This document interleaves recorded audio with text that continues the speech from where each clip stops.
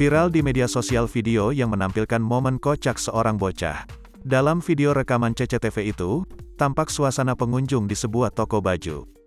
Mulanya tak ada hal janggal dalam video yang diunggah akun TikTok @pandaoverload itu.